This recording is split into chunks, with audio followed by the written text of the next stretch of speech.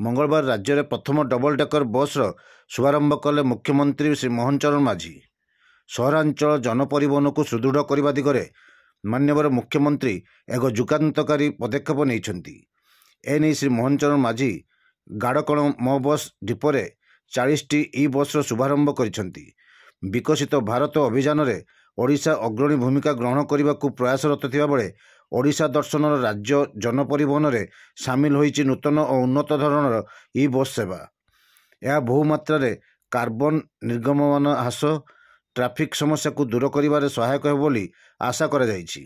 एही बस सेवागुड़िक द्वारा पर्यटक मानक यातायात को विशेष भाव में लाभ होगा सहित प्रथम थर पर राज्यर जड़े साधारण यात्रीटीए मध्य एही सेवार अनुभूति नहीं पारिबे। 5टी डबल डेकर एवं 10टी हप ऑफ ई बस सेवा जोगाई दिया जाइछि।